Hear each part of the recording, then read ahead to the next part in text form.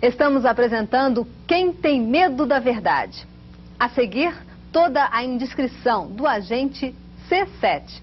Se você não notou nos programas passados, uma brincadeira em cima da TV Record, no canal 7, aqui em São Paulo. Vamos agora passar ao nosso agente C7, as fofocas do nosso programa.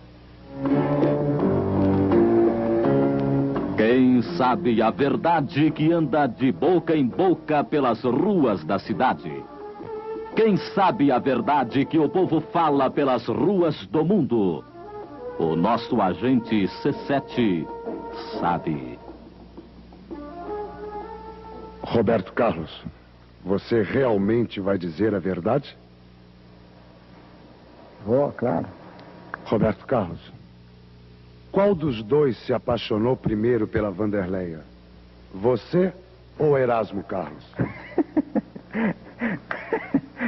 Olha aí, eu acho que não houve assim paixão de nenhum dos dois pela Wanderleia, não. O Erasmo talvez tenha se interessado pela Wanderleia porque ele veio conhecê-la depois. Eu conheci a Wanderleia na CBS e o Erasmo talvez tenha vindo conhecer a Wanderleia já um pouquinho de tempo depois. Talvez ele tenha tido um flerte com ela, mas nada de paixão, essas coisas, não. Que isso? Nada disso. De minha parte, não. E do Erasmo também, eu acho que foi apenas um flerte que ele teve com a Wanderleia.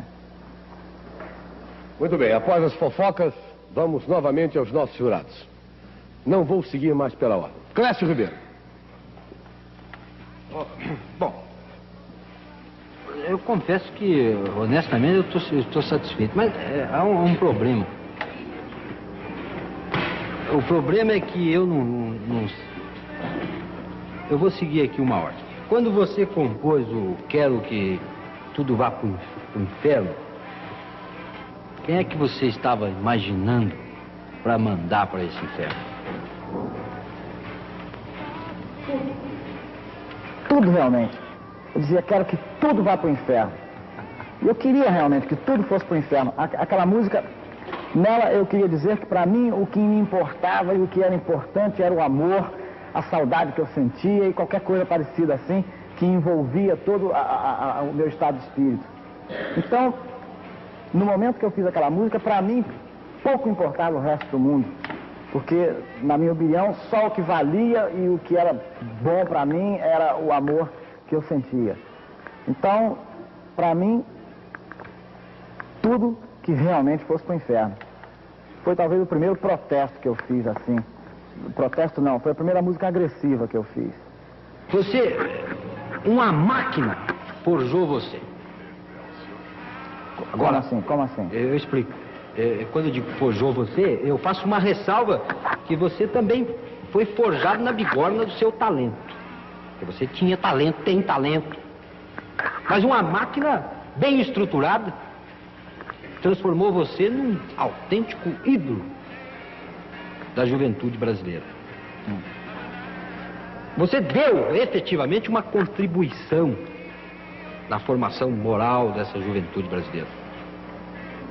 Mas você poderia ter dado mais um sentido de liderança efetiva nisso tudo, se você tivesse preparado culturalmente para esta posição. Então eu pergunto, se você estivesse preparado culturalmente para exercer essa liderança, a sua contribuição teria sido muito maior do que essa que você já deu? Talvez tivesse sido, sabe, Clécio? Agora, o problema é o seguinte, essa máquina, talvez eu quero explicar essa questão da máquina, porque a máquina só me pegou na época de fazer calças calhambeque. Até então, não existia máquina. A máquina só apareceu para fazer propaganda dos artigos calhambeque e que naturalmente, automaticamente me promoviam também. Mas não foi uma máquina feita para promover Roberto Carlos. Foi uma máquina para fazer calças e promover essas calças calhambeque que automaticamente me levavam junto.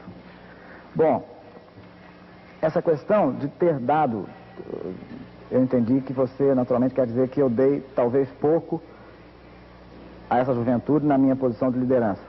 Não, eu acho que você poderia ter dado... Não, você deu muito. Acho que você poderia ter dado muito mais. E uma ressalva. Sim. Faço questão de dizer, o seu sucesso marcou exatamente nessa época de calhambeque para cá. Sim. Correto? Uhum. Então, o sentido máquina, formação do líder, tem uma influência extraordinária na sua vida. Sim. Agora, eu não sei exatamente se eu teria dado mais. Eu acho que eu dei o que eu pude e o que eu naturalmente estava preparado para dar, o que eu sabia dar. Eu talvez não tenha dado o suficiente, mas eu tenho certeza que dei o máximo, pelo menos meu. Agora, talvez fosse realmente benéfico que eu pudesse dar mais. Talvez se eu tivesse mais cultura e tivesse mais preparado para o sucesso que veio, talvez eu pudesse realmente dar muito mais e fosse muito útil à juventude. Mas isso é um problema que a gente nunca pode prever e a gente nunca pode se preparar para uma coisa que a gente nem pensa se vai ser. Então eu não posso dizer assim se eu teria dado mais ou se eu mesmo com mais cultura teria dado o que dei ou teria dosado o que dei. Não sei. Pois é, olha, eu fico satisfeito, olha, você nem imagina em receber essa resposta sua. Porque, honestamente, eu também penso assim de você, viu? Eu lamento, mas lamento mesmo, que você não tivesse, por forças passadas, esta preparação indispensável, que você reúne tudo. E eu estou, com essas minhas palavras, eu estou dando até o meu parecer final. Mas com a convicção honesta do que você realmente representa. E faço questão absoluta, os senhores sabem que eu não sou amigo deste moço que está sentado aí, não. Isso eu faço questão, amigo no sentido lato do termo. Sou um conhecido dele de 3 ou 4 dias atrás. Para que, desculpa, viu? Eu não quero lhe magoar, eu seja um cretino em querer fazer isso de público. Mas eu preciso fazer, sabe por quê? Porque eu não quero que amanhã me acusem assim de... Eu não vejo nada em você para tentar fazer uma acusação que eu gostaria de fazer, honestamente. E a única acusação que eu posso fazer é lamentar que você não tivesse tido essa formação por forças óbvias. Porque você podia representar muito, mas muito, nesse país. É o que eu tinha a dizer para você. Padre Aristides, por favor. Primeiro de tudo, vou fazer 3 perguntas para você dizer sim ou não se quiser. O que representava para você esta palavra inferno desta canção tão gostosa? Significava o sentido figurado do xingamento, que era que vai tudo para o inferno mesmo. Você acredita que o amor seja algo de assim inerente a todo homem, a toda mulher? É algo natural? É ou não é? Se é algo natural? Ou não é o amor? É uma tendência natural? É uma tendência natural. Certo. Nós homens somos todos iguais? Isso é fundamentalmente. Bem, se nós somos todos iguais, eu acho que somos. Agora, a questão do amor é que nem sempre é igual. O indivíduo ama da forma que ele sente, mais ou menos intensamente, mas é que está. É por isso que eu vejo em você um despreparo tremendo, rapaz. Sim, mas eu não tenho obrigação de ser preparado para responder sobre amor, sobre isso que você está me perguntando. É tudo dentro de um contexto, entende? É tudo dentro de um contexto, porque você é bonzinho, eu sei, te conheço desde outro carnaval, mas aqui a gente está procurando a verdade de Roberto Carlos. O que podia e o que não podia ser. Não, eu acho que no caso aí o senhor está procurando a mentira, porque no caso eu estou respondendo de uma coisa que o senhor mesmo está dizendo que eu não estou preparado. Certo. Então se o senhor está dizendo que eu não estou preparado, o senhor não deve nem me perguntar. A gente volta depois dos comerciais. A essa altura, você já deve ter notado que a qualidade das imagens, especificamente desse programa, deixa a desejar. A produção pede desculpas, mas não é por isso que nós deixaríamos de exibir a participação de Roberto Carlos num programa para a época tão polêmico. GB.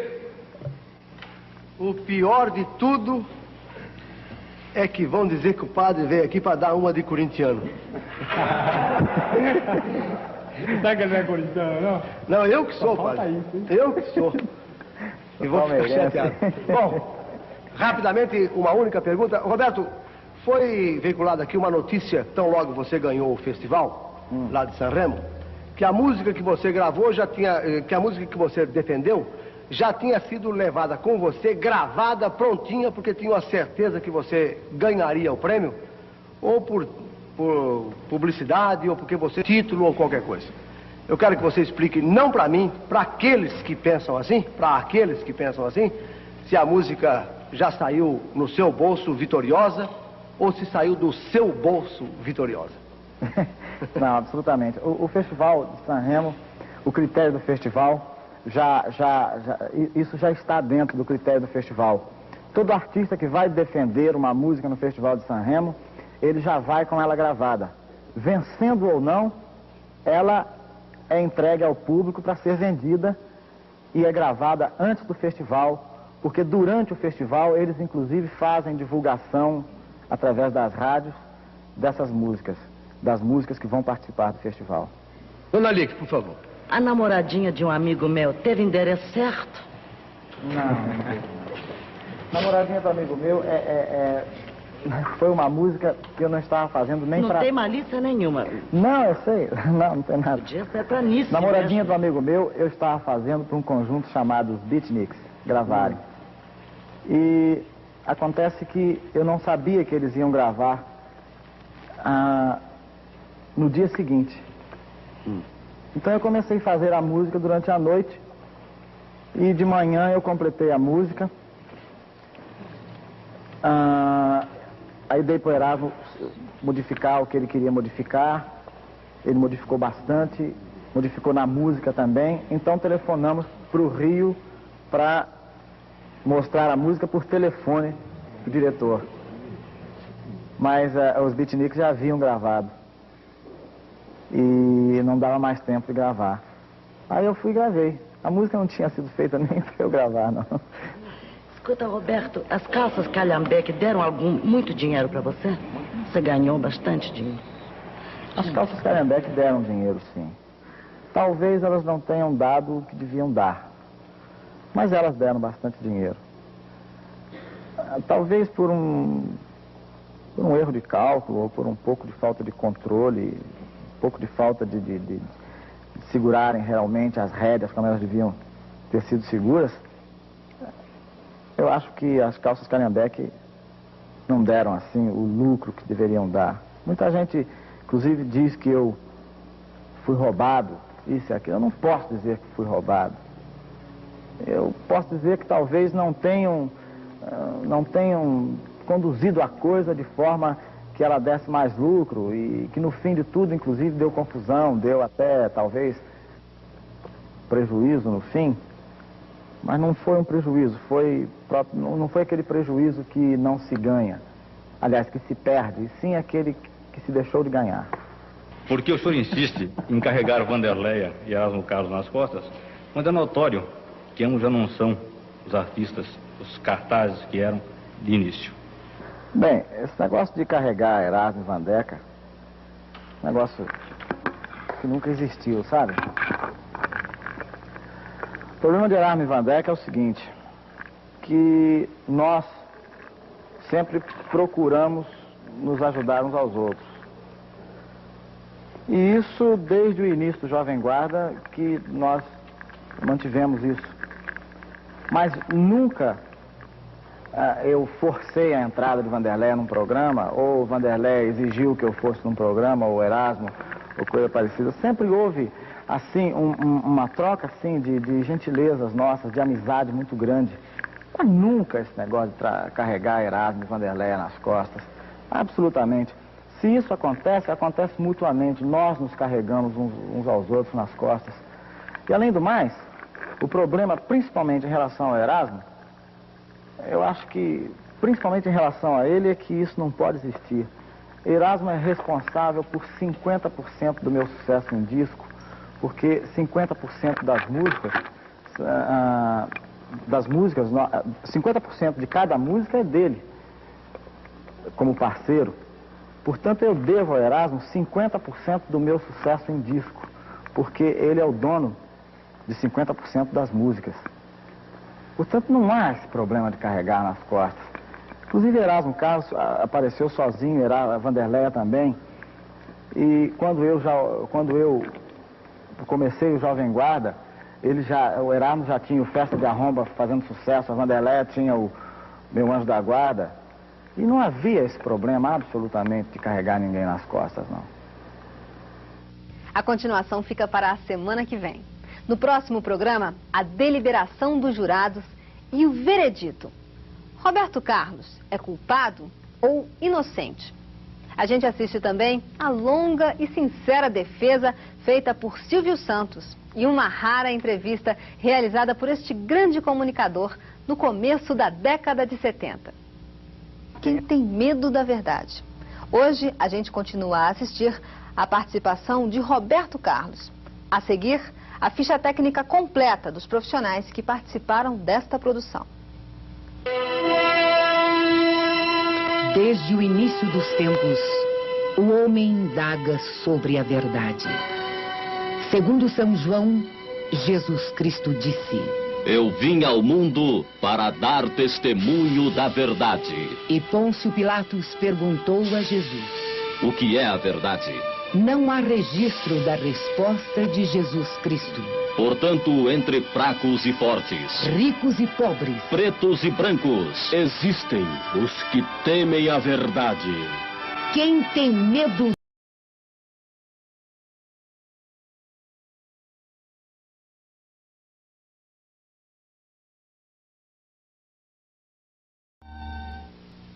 Estamos apresentando Quem Tem Medo da Verdade. A seguir, toda a indiscrição do agente C7.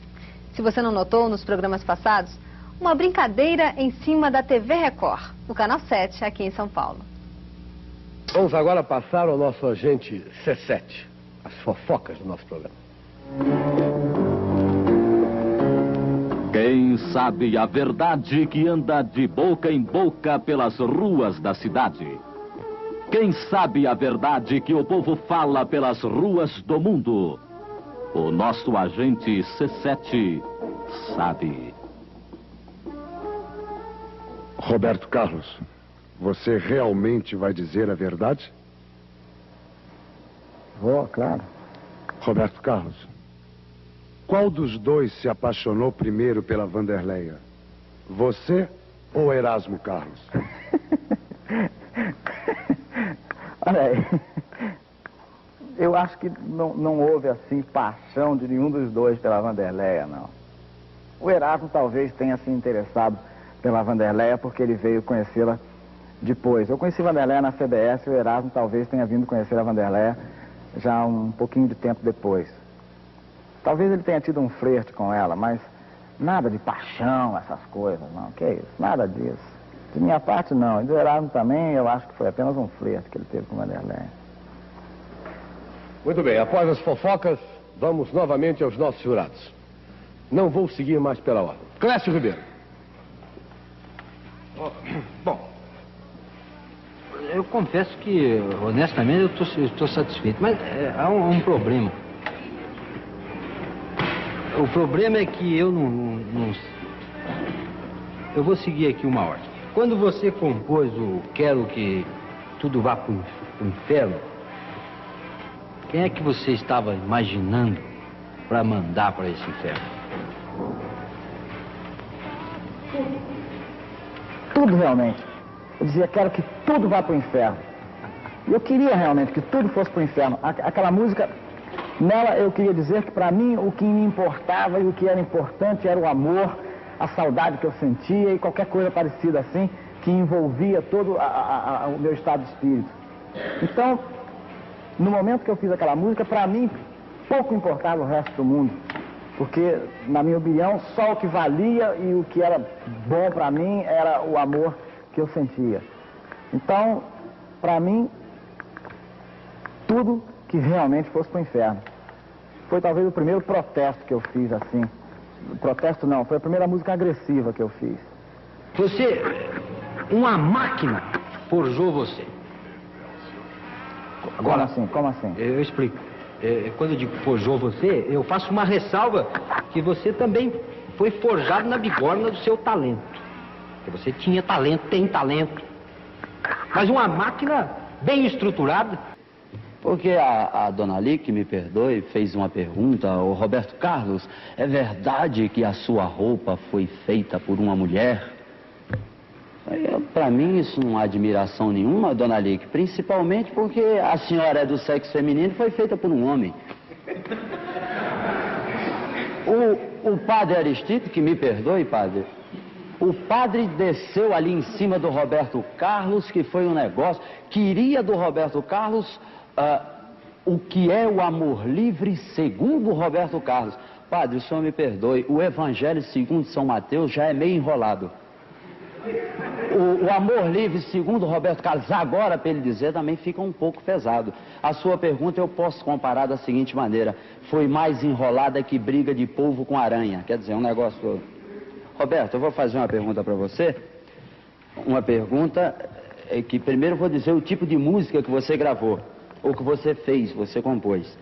Lembra do Brucutu? Lembro.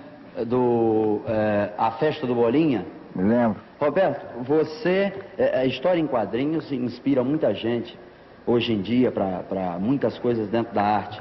Você é um tremendo fã de história em quadrinhos? Sou.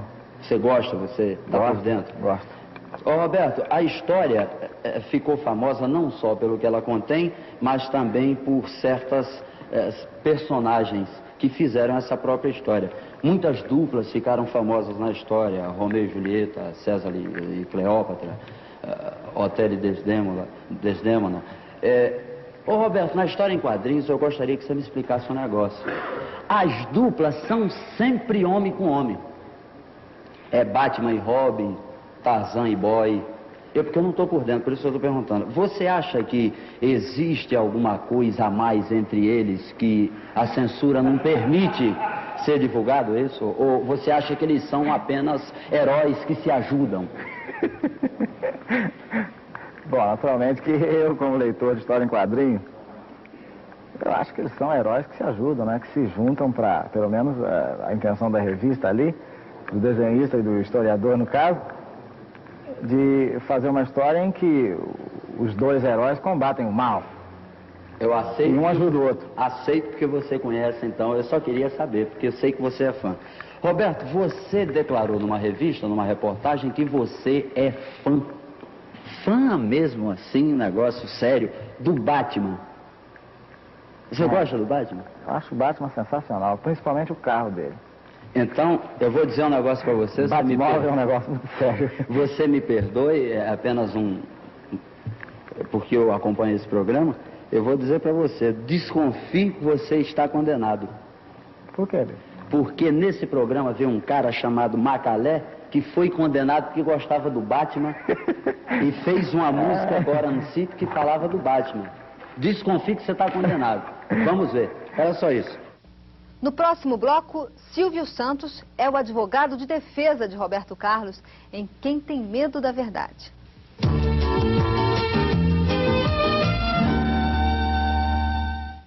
Após as acusações, o mediador e diretor do programa, Carlos Manga, chama Silvio Santos, convidado para realizar a defesa no julgamento de hoje. A nação de Roberto Carlos por ter se utilizado do recurso de plágio como se fosse um Reles Carlos Imperial. Não concordo também, embora não concorde com a argumentação do Roberto que 7 compassos são plágio e menos não é. E quem roubar 100 contos é tão ladrão como quem roubar 1 milhão. Mas não concordo com a acusação de plágio, acho que não plagiou. Porém, eu já acompanhei Roberto Carlos algumas vezes em shows.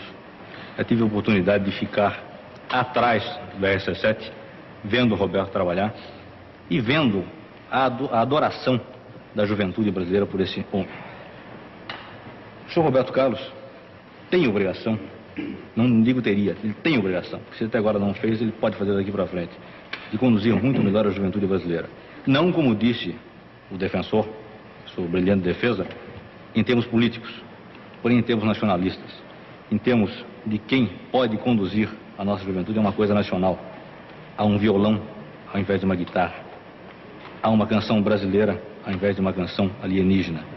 Como líder que é indiscutível, como o maior líder da juventude brasileira, ele tem a obrigação de usar essa arma tremenda que é a televisão que ele tem nas mãos, não apenas para ganhar dinheiro, não apenas para fazer com que sua vida seja confortável, segura e tranquila, mas para ter uma mensagem de liderança aos seus liderados. E essa mensagem tem que ser eminentemente nacional, coisa de que o senhor Roberto Carlos se esquece. Por esse motivo, eu o condeno. Obrigado.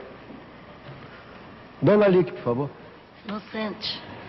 Por que, Dona Lique? Por que eu vou condenar Roberto Carlos? Não tenho com que condenar Roberto Carlos. Bem disse o Silvio Santos que ele trouxe a mocidade para dentro de casa para tocar guitarra, para ouvir música. Acho que ele fez bem para o Brasil. Ele não fez mais porque talvez ele não pôde. Quem sabe para o futuro ele vai fazer mais coisas. Absolvido completamente. Paulo Azevedo.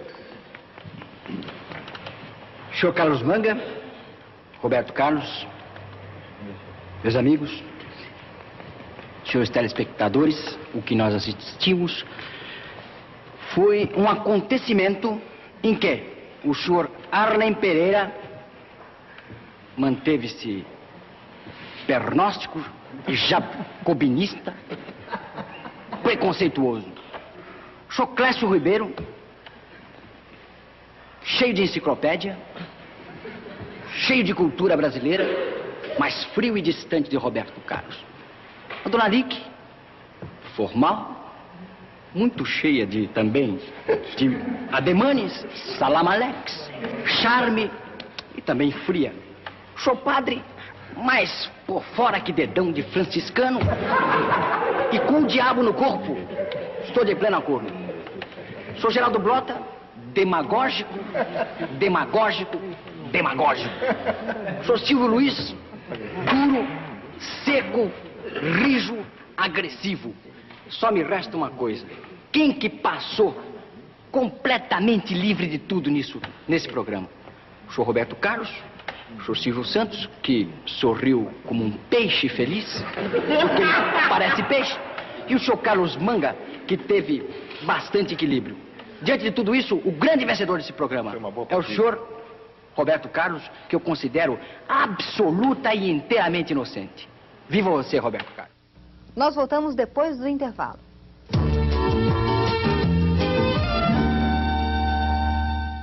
Após a decisão, as últimas palavras desse tribunal são de Roberto Carlos. No final, o testemunho pessoal de Carlos Manga. 6 votos contra 1. Quem tem medo da verdade absolve Roberto Carlos.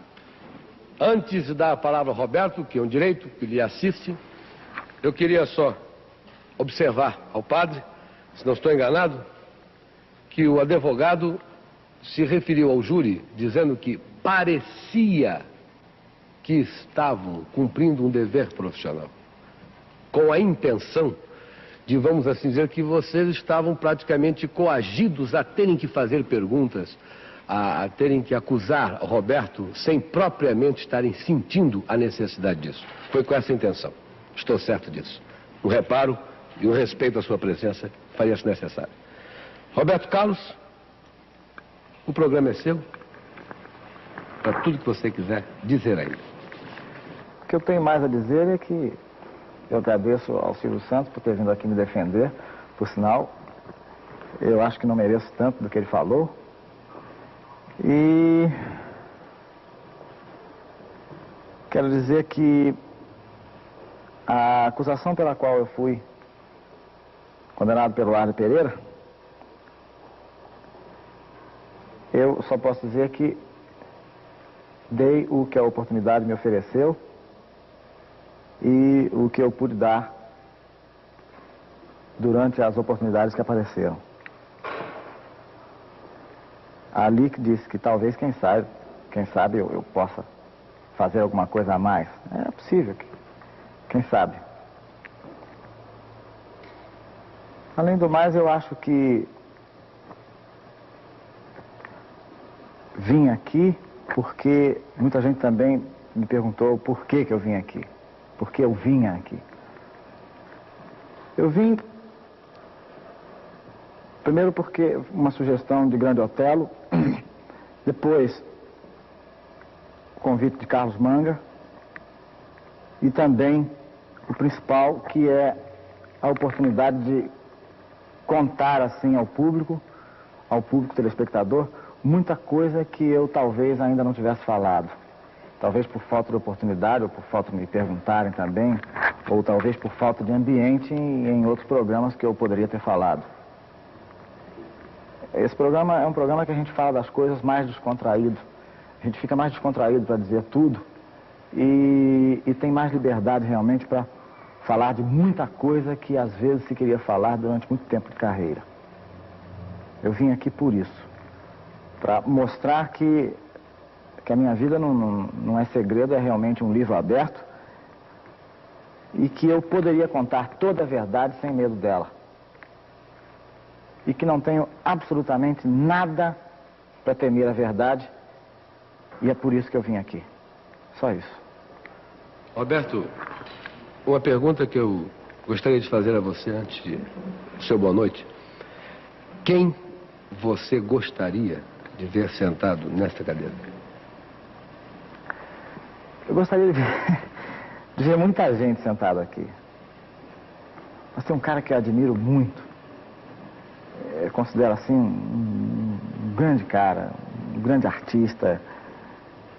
E, sobretudo, gosto da maneira com que ele se conduz. Ele é descomprometido, ele fala as coisas que ele pensa e age da forma que ele acha que é certa. Ele não dá muita bola, sabe? É o Antônio Marcos. E acho que deveria vir com o Antônio Marcos a Vanusa também. Antônio Marcos e Vanusa é a sugestão de Roberto Carlos à produção desse programa. Olha, essa sugestão que eu dou é para que muita gente possa saber, assim, as coisas que Antônio Marcos naturalmente deve ter para dizer. Não é absolutamente para desafiá-lo, não, porque eu acho que ele vai sair tremendamente bem. Obrigado, Roberto. A sua presença nesse programa, evidentemente e logicamente, independendo do vulto que você deu ao programa, traz um benefício muito grande que talvez você nem saiba. É que depois da sua presença, torna-se difícil para alguém negar a vir aqui ao programa. Depois de um Roberto Carlos sentar, eu não me venham com negócio de perguntas combinadas, porque isso já não pega mais. A prova está aí. Houve um momento nesse programa que até eu me senti mal sentado aqui. E é verdadeiro o que estou dizendo. Meus amigos, um homem que tinha muito, mas muito mais, não digo porque vocês não teriam nada a perder. Este rapaz teria. Porque tem uma imagem há anos e que nunca se prestou a interrogatórios assim, nem na imprensa escrita. Como disse o Silvio muito bem. Eram contornadas as perguntas e muitas vezes ele mesmo também não respondia a outras. Então veio aqui, enfrentou a tudo e pôde com a maior tranquilidade responder. Não interessa o resultado da absolvição ou condenação. Interessa o fato de compreender a razão deste programa. Entender por que nós ficamos até esta hora fazendo o programa, trabalhando. É a fim de esclarecer alguma coisa de cada um. Fica difícil negar, de agora em diante, a vir fazer quem tem medo da verdade. E olha, meus amigos, eu posso dizer, por 4 anos de uma convivência de irmão com Roberto Carlos, praticamente não foi dito nada do tão bom que é este menino.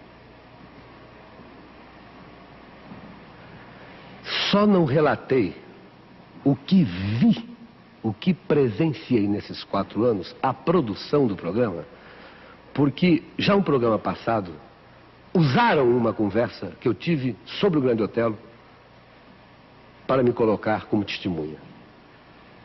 E hoje eu seria forçado a negar. porque todos conhecem o quanto eu gosto dele. Mas o que eu vi nesses 4 anos, não como artista, não como cantor, porque isso o Brasil todo já sabe, mas como figura humana, como ausência de violência, de vingança, de rancor. Meus amigos, muitas vezes dentro de um camarim, antes de um programa, eu, sem armas na mão, queria revidar o que faziam a ele. E ele, com tudo na mão, se negava a revidar. Não havia necessidade de fazer média, porque eram só 2 dentro do camarim. Ele e eu. Eu vi coisas de estarrecer que este menino fez. Eu vi este menino sair de um ensaio de um programa na estação em que eu dirigia na TV Rio, suspender um espetáculo pago, quando um amigo meu, auxiliar meu na TV Rio, humildemente pediu se ele poderia um dia ir na casa de um sobrinho dele, porque ele tinha sofrido um acidente e tinha perdido as 2 pernas. E tinha um problema contra o pai e a mãe.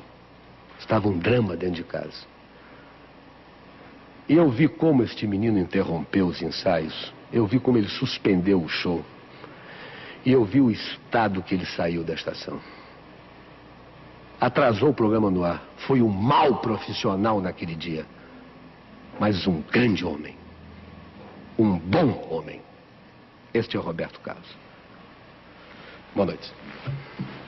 A gente encerra aqui a série de programas Quem Tem Medo da Verdade. As imagens que assistimos hoje foram levadas ao ar em 1970. A seguir, assista no último bloco uma curiosa entrevista de Roberto Carlos.